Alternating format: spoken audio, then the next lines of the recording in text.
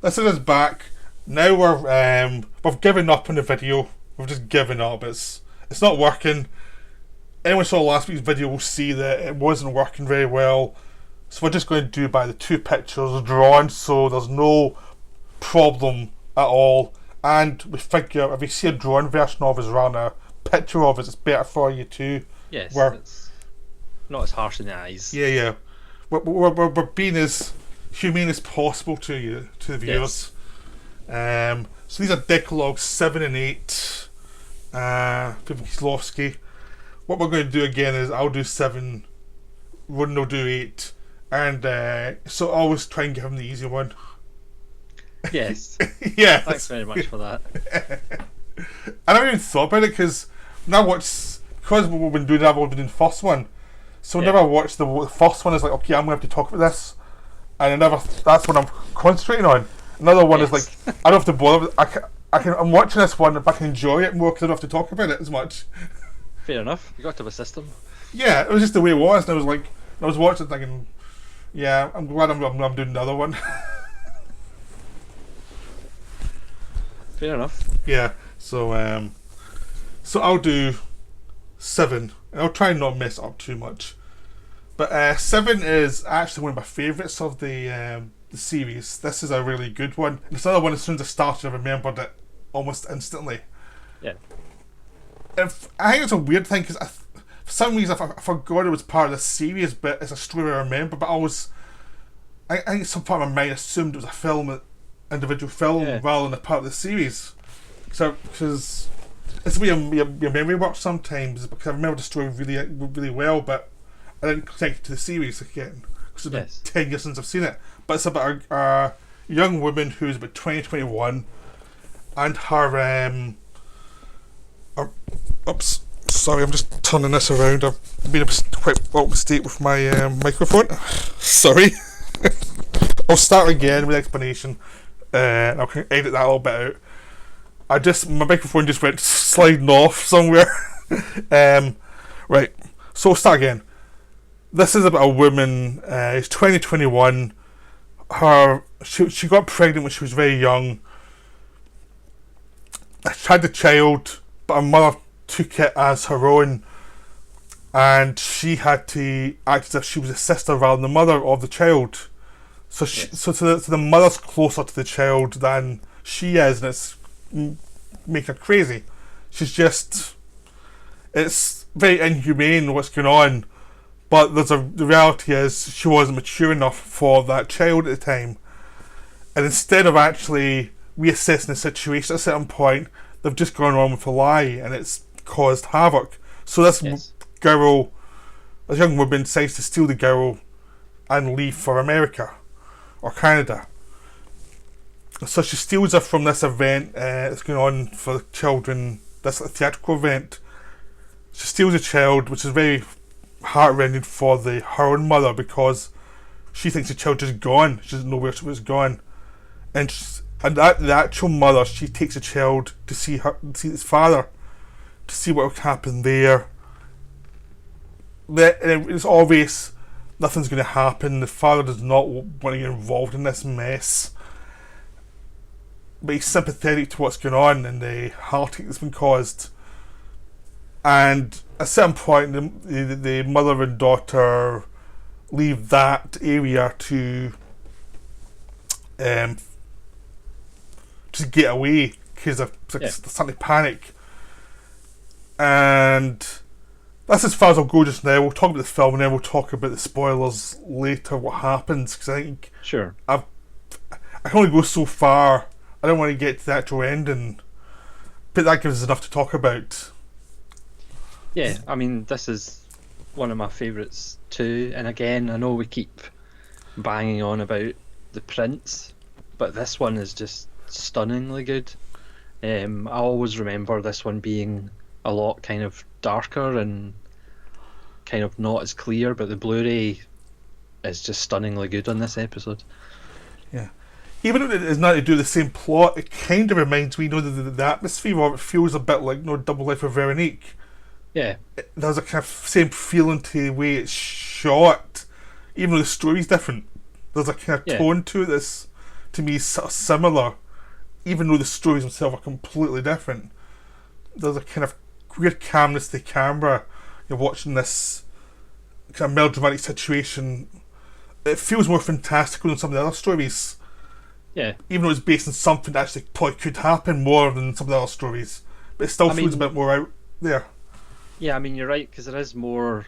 It's almost got the feel of a fairy tale, because there's moments where, like, the grandfather is telling the child stories about wolves, and then the kind of musical event that she takes the child from, that's kind of fantastical. And then she goes into the forest to find the father. Yeah, the father makes teddy bears, so it's like there is some kind of almost fairy tale aspect to it. Yeah, it's almost like a grim fairy tale. Yeah, it is. It's almost like a Little Red Riding Hood. And there's a grandmother who's thought to be the mother, now she's a grandmother. She's ultimately grandmother, and she's trying to protect the child. But in this case, she's protecting the child from some of her own mistakes rather than the big bad wolf. Yeah, because there is kind of little mentions of stuff that's slightly creepy. The fact that the grandmother essentially was attempting to breastfeed the child as well. Yeah, it's weird. It's something, there's little kind of... There's a darkness right underneath, which is quite good. Yeah. Yeah, quite good. It's I mean, the grandmother, you can see why the young woman's frustrated and why she made a lot of mistakes in her life, because obviously her mother was cold to her. It's almost like the grandmother now wants the child to get it right this time, to do this thing and get it done as well as possible. Because we're told that the grandmother wanted more children but couldn't have any more children, so that's kind of another reason why was so quick to kind of make her granddaughter her own daughter. Yeah, I mean, they keep that, some of the explanation there, they give little hints of what it is, but they don't actually have scenes where you sit down and explain it in detail. But it's enough to make you think something's wrong here, that the grandmother has a lot of blame in this situation. But so is the young woman. She is obviously not ready for this responsibility. She just doesn't have the tools.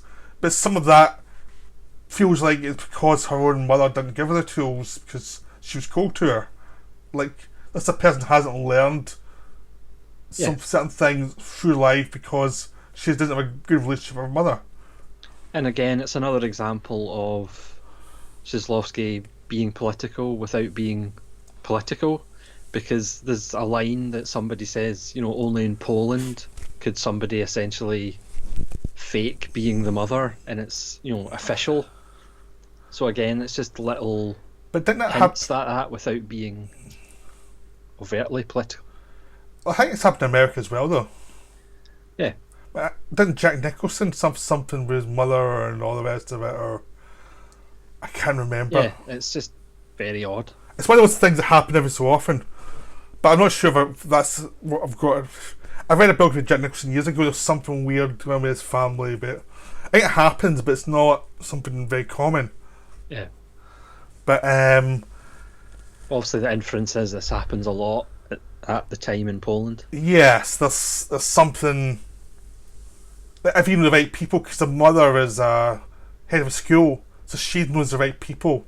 Obviously, her husband has lots of contacts with the rules of society. Like, everybody there who has power can adjust the power to suit themselves, and the people who can't fight back are the ones who are the victims of this young woman. Yeah, it's almost like covering up we don't have a teenage pregnancy problem, because none of the mothers are actually officially the mothers. Yes. Yeah, we don't have a youth problem. It's just, it makes mistakes here. We're a very good society. Yes, the state works. Yeah, this repressive state works. Don't complain. Our teenagers are the purest ever. Yes. Yeah, no, but it kind of shows the tragedy of that, where I think you're right, the political thing of, if we just ignore the human side of it, everything will be fine. In this case, no, it's not fine. It creates like psychological problems and dysfunction that this whole drama's about. Basically, is dysfunction and angst because this young woman is obviously very disturbed now. She obviously needs help. I think along with the guy from the short film with killed, she's probably the most disturbed character we've got. Yeah. And again, you can see why she's disturbed. It's a very human reason, and she's facing her problem every day. The lies, the problem, and she's facing it every day, so she can't move on from it either. Yeah, I mean, the scene where she's desperately wanting the child to call her mother or mum is quite heartbreaking. Yeah, I mean, her whole situation's pretty heartbreaking. I mean, no matter how many mistakes she makes, I still feel sympathy for her, because it's like, this is a horrible situation. And when it was forced on her, obviously she didn't really have a choice. She had to make this decision. That was what was viewed as best for her. This was the solution to the problem, even though it was pretty inhumane. Yeah, and now the fact she pretty much has no one that's going to help her and no one to rely on. Yeah. You also see the father of the child, and he's obviously been destroyed by having an affair with that girl when she was younger. His career's he over. Was a teacher. Yep. He went to be a writer, and that's gone now, and he's obviously damaged by it all. Obviously, he should have known better, but it still shows the human side of it. It's like, the guy's been incredibly damaged. He's trying to do the best he can for the situation, but there's no real solution. Yeah. Because he's scared that this teacher, the grandmother, will clip on him and get him arrested. Yes, she has that over him. Yeah. And it's kind of destructive. So, I mean, even though he got away without getting arrested, it's always there. It's always floating in the background that this could still come for him. Yeah. I mean, this episode is loosely based on Thou Shalt Not Steal, but of course, it's not a theft that you would normally think, oh yeah, we'll do an episode about Thou Shalt Not Steal. But it's pretty much the question of, can you steal what's actually yours? Which is obviously a big metaphysical question. Yeah, it's also, what was the first theft? The first theft was from the grandmother. Yeah. That was the main theft. There was no other thefts unless you did that one. Yeah, so there's really actually two. Yeah. There's two horrific thefts. Because in both of them really cause trauma, because it's also, even though we're saying all the problems the grandmother had, she still loved the child. She still was very caring for the child. She still wanted to do the best she could. Yeah. And not have the child having to deal with a teenage mother whose reputation might ruin the child. It's not quite as simple as, oh, everyone's bad, she's bad. It's like, no, because the mother wasn't fit for that either. Yeah, nothing's straightforward or black and white in these films, if anybody's been paying attention. Yeah, it's all very complicated, but this one is like really complicated. There's there's no, if you put yourself in anyone's situation, there's no solution that would work. There's no like get out of free thing. No, there's no easy answers. Yeah. So again, for people who haven't seen Decalogue before and are maybe, I don't know, used to resolutions and used to things being neatly tied up, this isn't really the series that happens. No. These are big moral questions and you can't kind of glibly tie them up in a knot at the end of each episode, really. So, do we want us to talk about the other one, then we can do spoilers, so we're not, because we need to kind of, I think we've got the point where we kind of need to go to the end to discuss it more. Yeah. Now we're on to the episode 8, and Ronan is looking forward to discussing this and explaining it. I'll probably say up front, this isn't my favourite episode. This is, I feel, quite a dry episode. We're introduced to a professor of ethics at a college. It's unnamed, and there's a guest in her class from New York who translated one of her books or teachings when she was over in New York, and the class is essentially on ethical hell, which is kind of fitting for the episode. And a student recants the kind of moral dilemma that's actually featured in episode 2 of Decalogue. Again, just for that kind of through lines that go through some episodes. And then this woman from America brings up this other scenario about Warsaw in 1943 and about a little girl who was brought to a family for shelter from the Nazis, and she was turned away, and obviously that put her life in danger. And as we learn through the episode, this woman is that little girl, and the family that turned her away was the professor's family. And that is basically the premise of her trying to find answers for why she was turned away. And obviously the professor, who lives alone, her son's left, she has felt responsible, and she's thought about that little girl, and she's carried that weight with her for all her life. And as the episode moves on, we find out more information that we'll probably leave to the spoilers at the end. Is that a fair summation? Yes. Yeah. I like you, I feel the same way, but this one, it's a bit dry, it's too theoretical for me. I find it, there's some scenes they stop to discuss the ethics in a way that's kind of obvious compared to what I was hoping for from this series. It just feels like they're just stopping it where in other stories you'd get the story, you'd get visually, you'd get the complications. Here it's like we have to stop and discuss it, and it's like, especially now when they stop to discuss the ethics of episode 2, and it's like, yes, I don't need that. I've already got episode 2. Yeah. So whenever they went into the actual what the beef was between the two women, that was more interesting, but it took a while to get there. Yeah. And I think it got better as it went along, but it was just very hard to get started. Yeah, I mean, I feel this one, most episodes kind of fly by, whereas this one, even at only 55 minutes, it did kind of drag a little bit. Yeah. I mean, I should say, obviously, Shizlovsky is famous for giving really good roles for women, and this episode, is a perfect example of that. It's really kind of good roles for these two actresses, but again, I think it is a little bit overlong. Yeah, it's just a very weird one. It's like, It's really good, but compared to some of the other ones, you can see the flaws on it a lot more. It's got a disadvantage of being something that's good in a great series. Like in another story, in another series, this would highlight. Because the rest of the series is so good, this one's like the low light, because it's like you have cut 10 minutes out of it. Yeah. And you would have been a much better episode.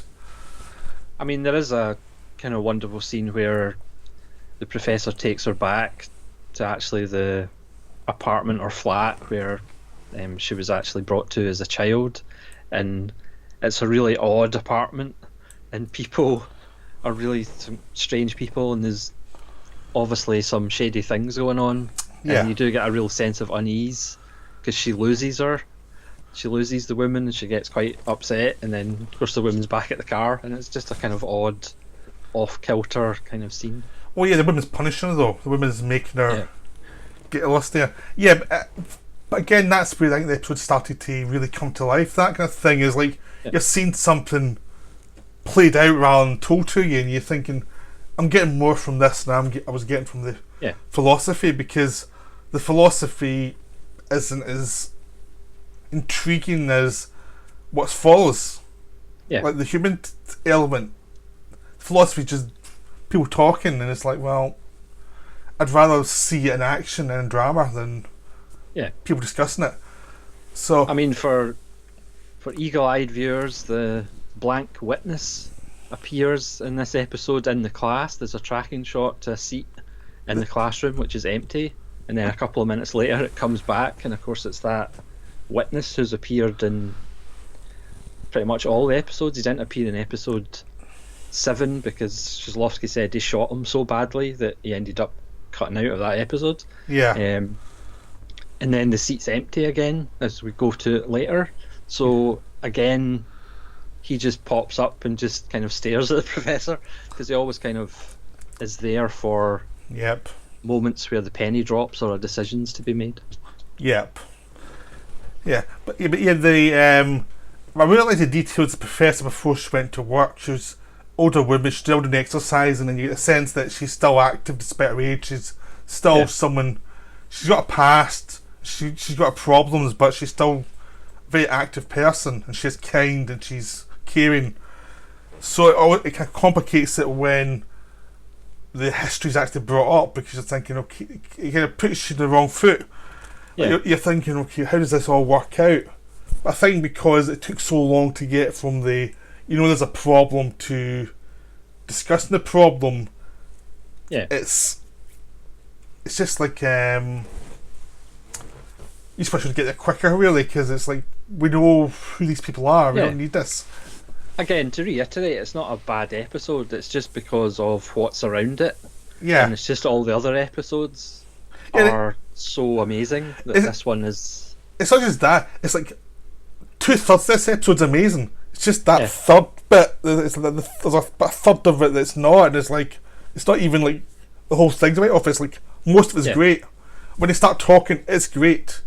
There's a scene where they start talking outside the class after the class is over. As soon as that happens, we're off to the races. It's a great episode after that. But it's, until you get to that bit, it's a little bit of you can feel the time going a little bit in that one. But as soon as they start talking and you're waiting to find out why it happened, because you try to think of theories of why it could have happened, and I forgot why it happened. Yeah, so does that, because again, it's an episode that I don't revisit or that often. Yeah. Or at all, to be fair. Yes.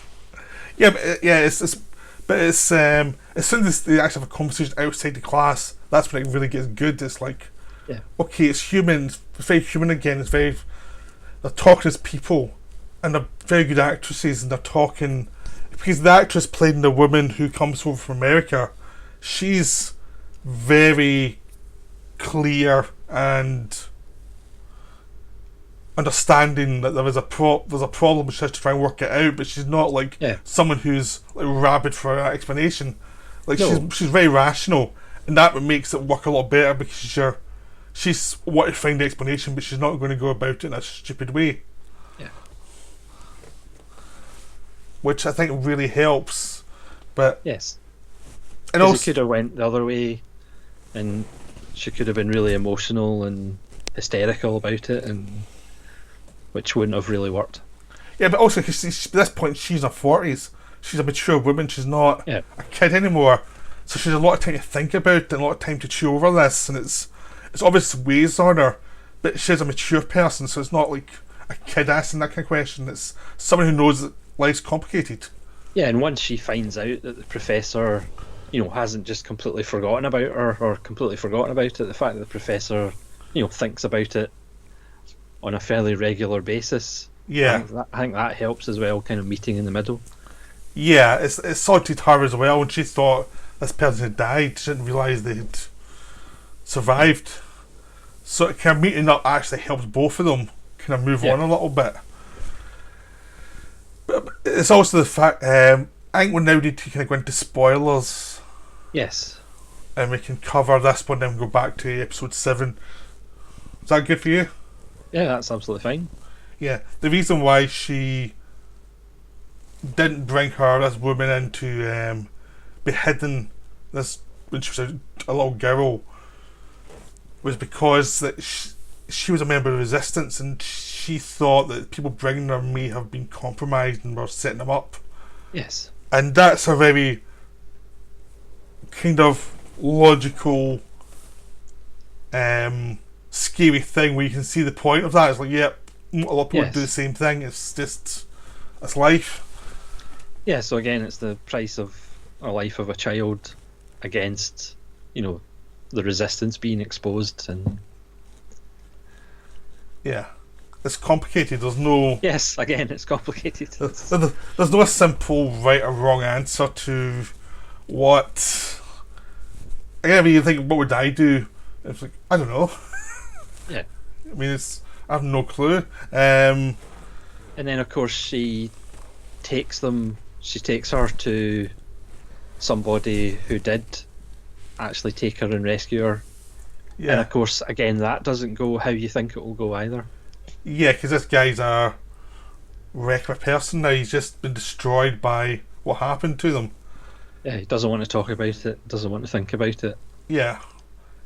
And you never know if the woman had gone with her as the older woman, it might have been badly for both of them as well. You never quite tell. It's like there's no simple solution to it, and that's when it gets really good, is you're seeing the complications of life and seeing how difficult life was in the war and afterwards. And again, because it's complicated, it continually kind of plays with your expectations, because you expect perhaps that man to kind of go, oh, I remember you, and get really emotional and whatever, but instead it's just like, I don't want to think about it, I don't want to talk about it. Yeah, I'll talk about fashion. That's it. That's Yes. some of the most simplistic, shallow things all I can deal with, because he's been so destroyed by life. Yeah. And that's sad. That's a horrible emotional moment for the woman Yeah. and for the audience, because it's like, this guy was a brave guy and he's just been utterly destroyed by it. Yeah, again, it's a masterstroke, really, to do that, to decide to to play him like that. Yeah, because I mean, most resistance movies, the resistance is hero, and they get away with everything, and they're brave people, and I think it takes a lot of bravery to actually point out how complicated this whole resistance situation was, and it's Army of Shadows by Melville is probably the best, just because it's so bleak. Yeah. I mean, it's like, and Black Book is pretty good if you want to see the resistance has not been as pure as you'd expect. It's like that bit of corrupt resistance, how corrupt it could be. So it's like, it's much more complicated than anyone could ever really put in one film. But this is another human take on it that's very difficult and getting naughty, and again, it's these two people trying to make find peace with the past and how to move on from that.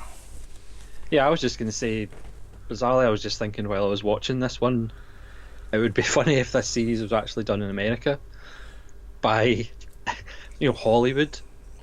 How many of the episodes would just be completely different, and everything would be tied up neatly, and because the last shot of the episode is essentially from the man's perspective, looking out the window as the two women are talking. Yeah, you don't know what they're talking about, and it's just left. Yeah, I think a short film about killing would not exist. No, there's no way they could take that. No, it's So again, it's a really good episode, but just in comparison to all the other episodes, it's perhaps not the best. Yeah, but still well worth watching, obviously. Still wonderful, still very complicated, and the atmosphere again is wonderful because it's very quiet. It's after the kind of the more fantastical elements of the episode 7, this one is almost naturalistic. It's very much focused on, it's from the point of view of the older woman and her life and the pace of her life. So you see her exercising, then you see her going to work, then you see her dealing with the younger woman who's come back to find out the past. But it's all paced the way her life is, really. Yeah. So that gives weird. It's weird because I'm not even sure if there's music in this episode. I don't ever actually remember it, whether there actually is music in this one, or whether it's just left as being really quiet. Yeah, there probably is, but I haven't even noticed. I didn't really notice.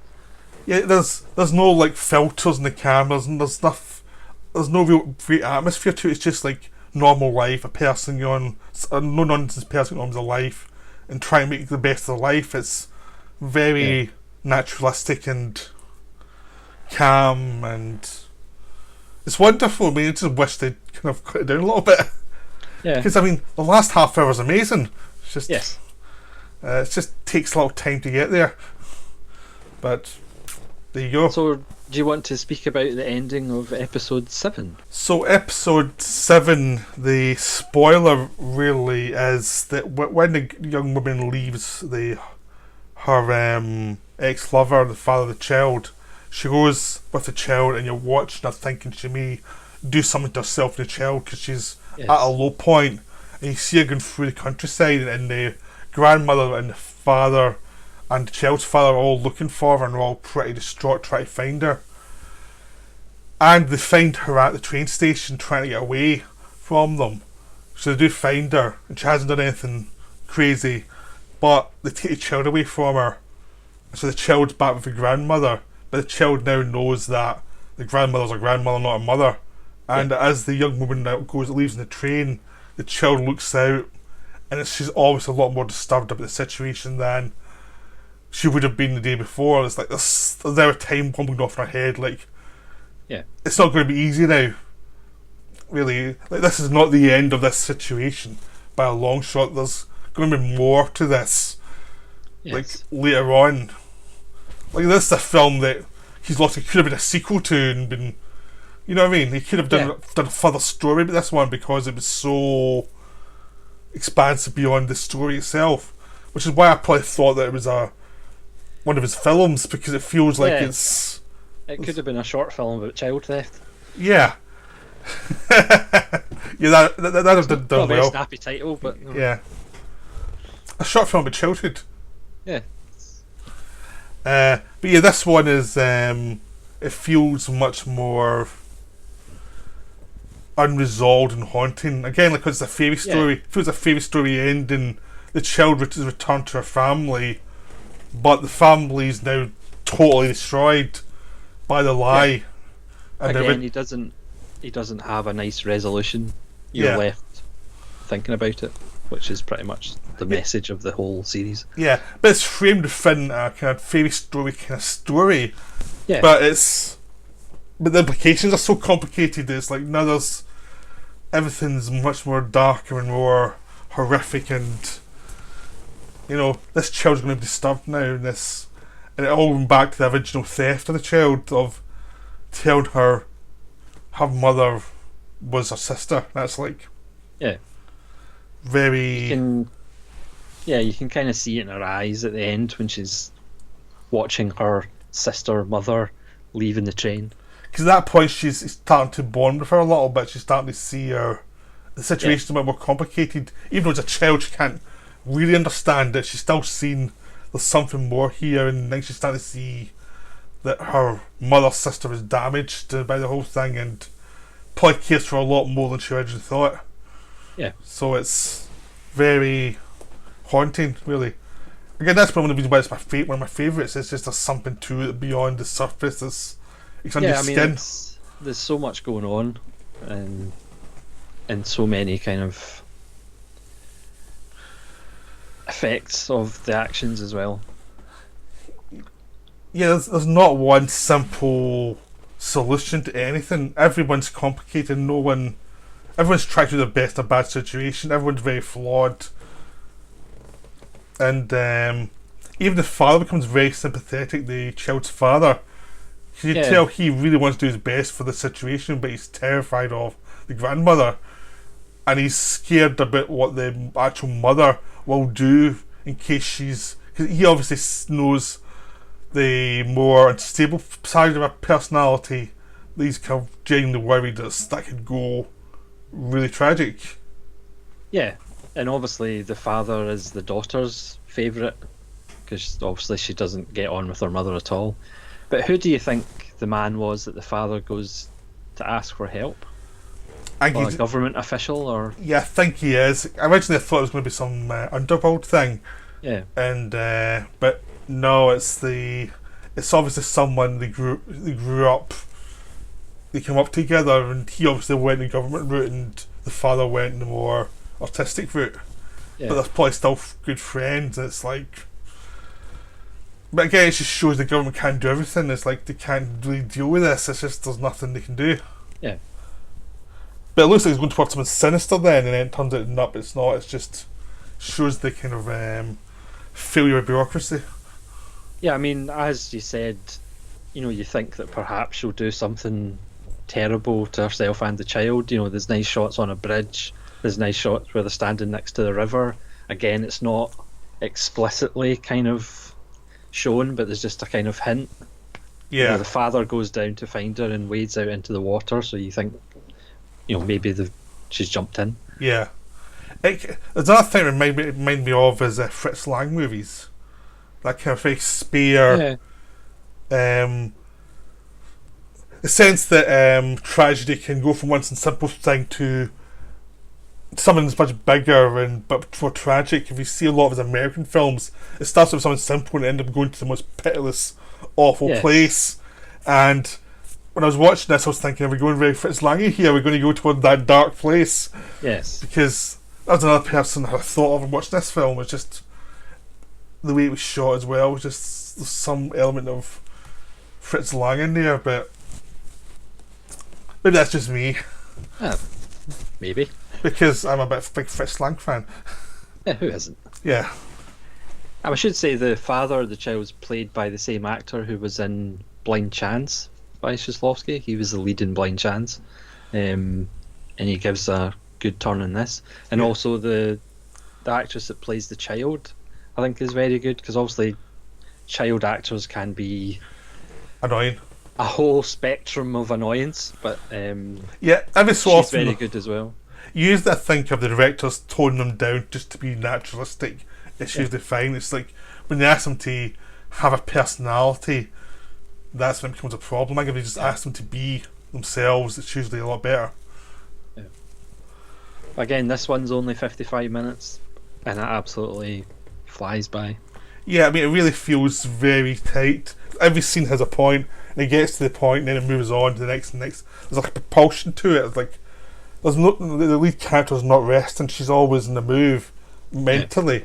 So that kind of drives the story forward. Always, it's like she's always thinking of the next thing she has to deal with. So even if she's not in a scene, what she's doing is the propulsion of any scene. So yeah, but you're right. I mean, this one could have actually been an extended episode. Yeah, but I think it's perfect for 55 minutes. It makes it really perfect. I think it's really wonderful. 55 minutes. So yeah, this is one of my favourites. This is easily one of my favourites. This is wonderful.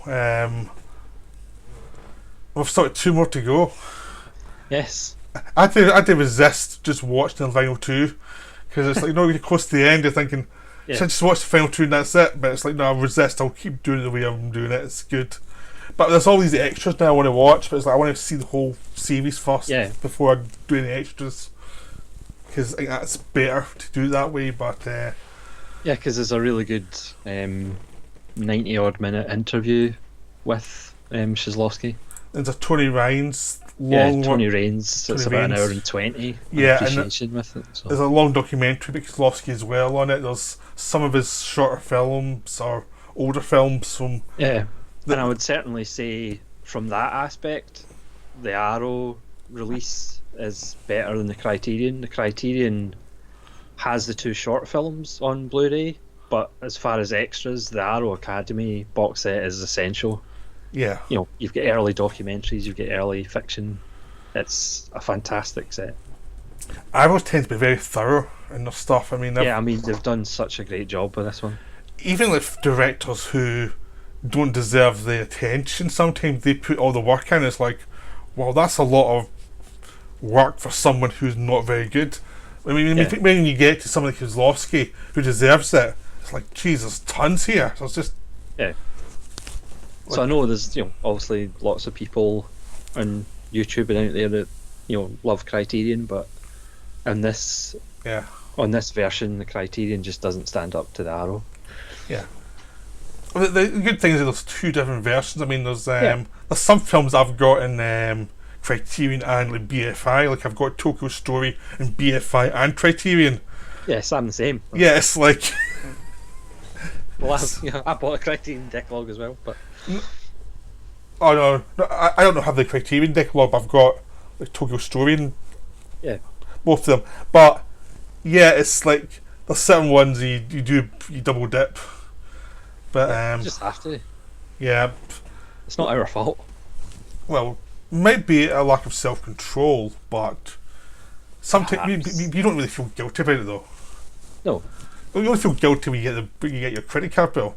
Yeah, it's a bit late now to feel guilty. What? It's a bit late now to feel guilty. Yeah. But then watch them again. You don't feel guilty after that either. After you watch them. The great thing about Decalogue, because they're all under an hour, you can just rewatch them and rewatch them. You know. Yeah. Plus, for films that have a lot of depth to them, they're very easy watches. Most of them. I mean, the hardest one was 8, really, that I found. But the rest weren't difficult watches at all. Because they have a sense of humour which no one ever seems to bring up. Yeah. There is a sense of humour to these films. It's not all Polish grimness. There are jokes. There are good character work. There's lots of nice bits of humanity in these films. It's not just bleakness. Yes, the only one's obviously episode 5. That's quite bleak. Yeah, but it's funny if you find murder funny. Yes. Yeah, I mean, that's humour even in that. It's just dark humour. Yes, it's really dark. Very dark humour to it. Yeah, it is more the darker edge of humour. In episode 6, is it more the darker edge of romance? As we found out last time with your comments that yes, there's a thin line between yeah. So romance and creepy. Yep. So that's us, episodes 7 and 8 done. Now we're roaring forward to the final 2 episodes of Decalogue. Yes, thanks very much for watching. Leave comments below if you've seen these episodes and what you think of them. We're always keen to find out what you think. And if you don't like them, you're wrong. Yes. Basically. I'm fairly open-ended, but if you don't like Decalogue, you're scum. There's something far wrong. Yes. It makes me insult people who don't like it if they ever see this. You may as well just go there. Right. I mean, because again, I think one of the criticisms of Shizlovsky is, he doesn't give answers and he doesn't give, easy resolution in these films. And it's like, well, life doesn't. So it's like, he is asking big questions. So to have everything explained and neatly tied up, it's not realistic. No, it's not. So these films are wonderful. Go see them. Hopefully we've encouraged you to go and watch them. Yes. And we'll be back pretty soon with the final 2 episodes. So we hope you enjoy this. Farewell. Goodbye.